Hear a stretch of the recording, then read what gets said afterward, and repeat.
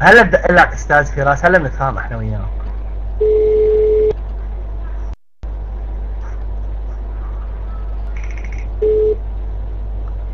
الو هيثم، هيثم كيفك؟ شو سكران؟ معك حسين جبري. لك شو سكران ولا صحصح لشو؟ مين انت؟ لك حسين جبري صحصح. مين حسين؟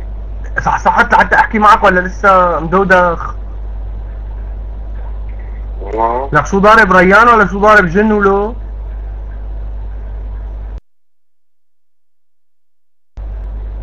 شو قول لي؟ يعني ما بعرف شو بدي اقول لك، يعني انت هيثم بعرة، يعني شلون بدي اذا اسمك بعرة يعني طالع من طيز يا خرا، يعني ترجمت فتحت الدكسيونير انت لقيت بعرة خري كسختكن اخت العيل النسي. انت واخواتك لك منيق عم تتمنيقوا على العباد، اسمكم بعرة يا عرصات، طالعين من طيز اخوات المنيوكي.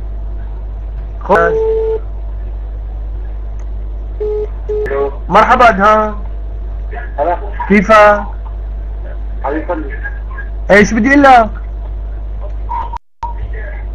الو ايه السفير مهدي دخل الله بيسلم عليك وبيقول لك كس اختك واخت بشار الاسد بإيري. معك حسين جبري ابو زهير، بتمك جزرة بطيزك اير.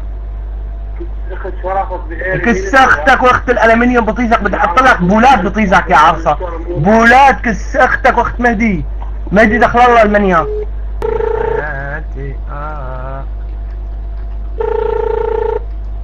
مساء الخير دكتور عصام. هون المشفى، بنقدر نحكي مع الدكتور عصام الله يخليه؟ ماله موجود؟ ماشي. هو دكتور شو اخي؟ قلبية. قل له بقدر اخلي له رسالة عندك؟ لا بقدر ولا ما بقدر؟ ايه قل له دق حسين جبري سيدي الكريم. شو هو؟ انا حسين جبري. ايوه قل له اتصل فيك، بس هي لازم توصل له يعني. قل له دق لك حسين جبري وقل له وصلوا اضبارتك. هو له اضباره وانا وصلتني الاضباره. تعرف لويس السادس عشر تبع فرنسا شلعوا قلبه، قل له حسين جبري بدي اقلع قلبك من صدرك. لا انت قل له حسين جبري بدي اقلع قلبك من صدرك. وصل له الامانه هي، لا تشخ بالباسك. روح قل له.